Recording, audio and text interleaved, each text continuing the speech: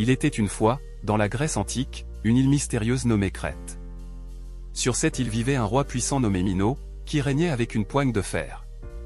Minos avait un terrible secret qu'il gardait caché au plus profond de son palais, un labyrinthe immense et complexe, construit par l'architecte génial Dédale.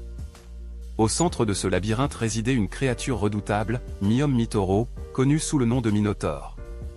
Chaque année, pour apaiser le Minotaure et éviter sa colère destructrice, Minos exigeait que 7 jeunes hommes et 7 jeunes femmes de la ville d'Athènes soient envoyés en Crète pour être offerts en sacrifice à la bête.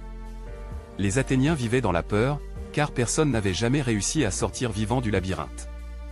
Un jour, un jeune prince athénien courageux, nommé Thésée, décida de mettre fin à cette terreur. Il se porta volontaire pour être l'un des jeunes sacrifiés, mais il avait un plan.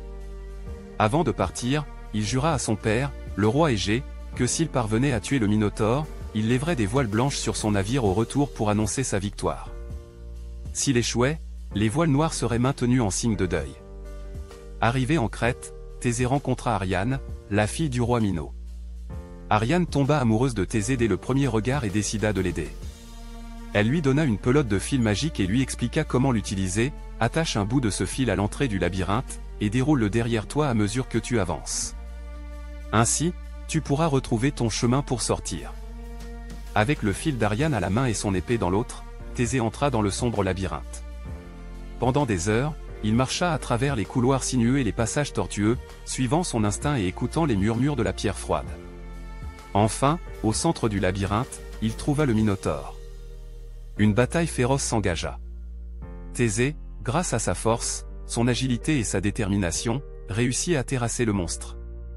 Après avoir tué le Minotaure, Thésée suivit le fil d'Ariane et retrouva son chemin jusqu'à la sortie du labyrinthe. Ariane, fidèle à sa promesse, l'attendait à l'extérieur, et ensemble, ils s'enfuirent de Crète, emportant avec eux les autres jeunes Athéniens sauvés. Cependant, en route vers Athènes, Thésée, épuisé par son combat et son aventure, oublia de hisser les voiles blanches.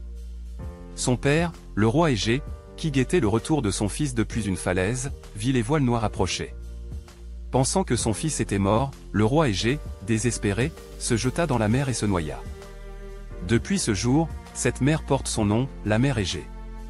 Thésée devint roi d'Athènes et régna avec sagesse et justice. Son courage et son intelligence furent célébrés par tous, et l'histoire de son combat contre le Minotaure et de son amour pour Ariane devint une légende que l'on raconte encore aujourd'hui. Et ainsi, l'histoire des Grecs continue, avec des héros, des dieux et des aventures, dans un monde où la bravoure et la ruse triomphent toujours des ténèbres.